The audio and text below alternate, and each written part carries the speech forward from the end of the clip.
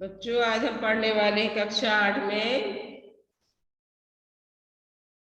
नागरिक शास्त्र, हमारे राष्ट्रीय लक्ष्य। कौन सा चैप्टर है हमारा? अध्याय 5। क्या है हमारा? अध्याय 5 है हमारे राष्ट्रीय लक्ष्य। हमारे प्रमुख राष्ट्रीय लक्ष्य क्या है? स्वतंत्रता, समानता, लोकतंत्र, यही सब है हमारे राष्ट्रीय लक्ष्य। पंथ निरपेक्षता, समानता, सामाजिक न्याय, सामाजिक समरसता, अंतरराष्ट्रीय शांति और सहयोग, ये हमारे क्या है? लक्ष्य हैं। तो पूछा गया हमारे प्रमुख राष्ट्रीय लक्ष्य क्या है। फिर क्या है? लोकतंत्र क्या है? लोकतंत्र क्या है? लोक मतलब जनता, तंत्र मतलब ताना बाना, जनता का ताना बाना।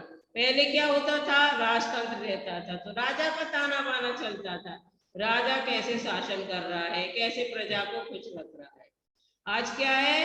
लोकतंत्र, या उसको बोल सकते प्रजातंत्र, या बोल सकते जनतंत्र।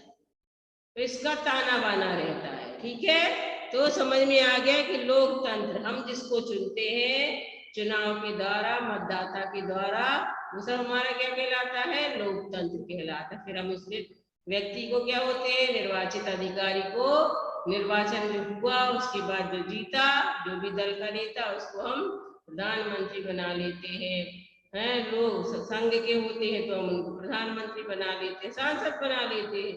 जब राज्य यहाँ होते हैं, अपने स्टेट में होते हैं, तब उसको विधायक बना लिया जाता है, मुख्यमंत्री बना लिया। तो इस तरीके से लोकतंत्र। अंतरराष्ट्रीय शांति एवं सहयोग की आवश्यकता है भारत देश में सभी के लिए। तो भारत देश क्या कहला है? राष्ट्रीय। अब सभी देशों में आपस में क्या होना चाहिए? शांति होनी चाहिए, सहयोग की भावना होनी चाहिए।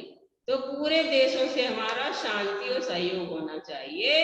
इसलिए हमारे पूरे विश्व को, सभी को अच्छे से रहने के लिए, स्वतंत्रता से रहने के लिए आपस में सहयोग की भावना का और शांति का होना अति आवश्यक है। तभी हमारे पूरे देशों की क्या होगी? प्रजा सुखी रह पाएगी। वयस्क मताधिकार क्या है? वयस्क मताधिकार, जब हमारा कोई भी बच्चा छोटा होता है, फिर उसके बाद उसकी उम्र बढ़ती जाती है, तो वो 18 वर्ष का हो जाता है। तो 18 वर्ष का होने के बाद उसको क्या होता है? पहले अब 21 वर्ष है, तो 21 वर्ष का हो गया तो उसको क्या होगा? मतदान देने का अधिकार है। मत देगा ताकि वो फिर व्यक्ति को चुन जिता पाएगा। तो अलग अलग दलों के लोग खड़े होते हैं, फिर हम मत देते हैं चुनाव में, तो वो मताधिकार कहलाता है। मतदान और उसका क्या महत्व है?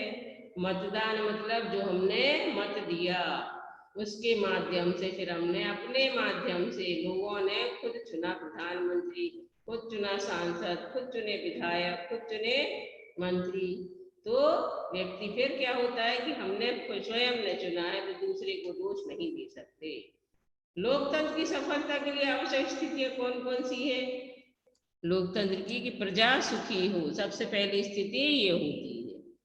फिर अब देखेंगे राष्ट्रीय लक्ष्यों की प्राप्ति। अब कुछ बताया गया राष्ट्रीय लक्ष्य क्या है। जिस प्रकार व्यक्ति के जीवन में कुछ लक्ष्य होते हैं जिनकी प्राप्ति के लिए वह कार्य करता है, उसी प्रकार राष्ट्र के भी कुछ लक्ष्य होते हैं जिन्हें सम्मुख रखकर राष्ट्र कार्य करता है। प्रगति और समृद्धि राष्ट्रीय लक्ष्यों की प्राप्ति में सहायक है। सरकार इन राष्ट्रीय लक्ष्यों की प्राप्ति को विधि बनाती है और प्रशासनिक व्यवस्थाओं को सुदृढ़ करते हैं। हमारा देश प्रजातांत्रिक देश है। हमारे राष्ट्रीय लक्ष्य कौन कौन से हमने बताए? पहला है लोकतंत्र, पंथ निरपेक्षता। पंथ निरपेक्षता मतलब किसी भी धर्म को प्रमुखता नहीं है, सभी धर्म समान है। राष्ट्रीय एकता, सभी चाहे हिंदू मुस्लिम सिख ईसाई आपस में सब क्या हो? भाई भाई हो, सब एक हो।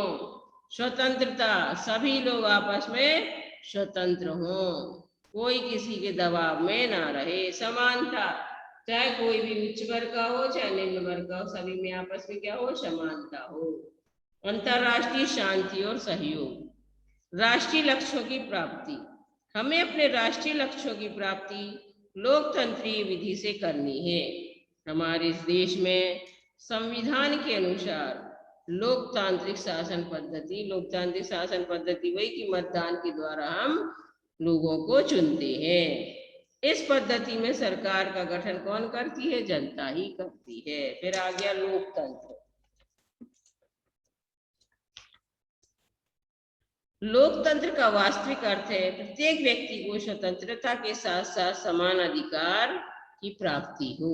समाज के सभी वर्गों को विकास के समान अवसर बिना भेदभाव के उपलब्ध हो। लोकतांत्रिक शासन पद्धति में नागरिकों की भूमिका महत्वपूर्ण होती है। एक उत्तम सरकार को निर्वाचन करना नागरिकों का कर्तव्य है। प्रत्येक नागरिक को अपने कर्तव्यों के प्रति जागरूक होना चाहिए, जिससे सरकार जनहित में कार्य कर सके। लोकतंत्र उस शासन प्रणाली को कहते हैं जिसमें जनता प्रत्यक्ष या अप्रत्यक्ष रूप से प्रतिनिधियों को चुनती है और ये प्रतिनिधि जनहित को ध्यान में रखकर कार्य करते हैं और शासन का संचालन करते हैं। भारत में लोकतांत्रिक शासन है, वह जनता के प्रति उत्तरदायित्व है। प्रत्येक नागरिक चाहे वो किसी भी धर्म, जाति, लिंग या स्थान का हो, उसे मत देने और चुनाव में भाग लेने का अधिकार है। हमारे देश की लोकतांत्रिक सरकार का उद्देश्य लोक कल्याण है। स्वतंत्रता, समानता, बंधुत्व। कौन कौन से? स्वतंत्रता, समानता और बंधुत्व लोकतंत्र के मुख्य 3 तत्व हैं, जो इनके बिना लोकतंत्र की कल्पना नहीं की जा सकती है। तो लोकतंत्र के लिए क्या होना अनिवार्य है? तीनों तत्वों का होना अनिवार्य है। स्वतंत्रता मतलब सभी लोग समान दृष्टि से, चाहे किसी भी जाति धर्म की हो, कोई भी कार्य करने की, व्यवसाय करने की स्वतंत्रता है, बोलने की स्वतंत्रता, आने जाने की स्वतंत्रता, कार्य करने की स्वतंत्रता है, खाने की स्वतंत्रता है। जिसको जो कुछ करना है वो कर सकता है, कोई इस पर रोक टोक नहीं। समानता, चाहे निम्न वर्ग का हो, चाहे उच्च वर्ग का हो, चाहे कोई भी जात का हो, पंथ का हो, सबको समान अधिकार। बंधुत्व, सभी के अंदर भाईचारे की भावना। तो ये क्या है? मुख्य तत्व है लोकतंत्र की। ठीक है।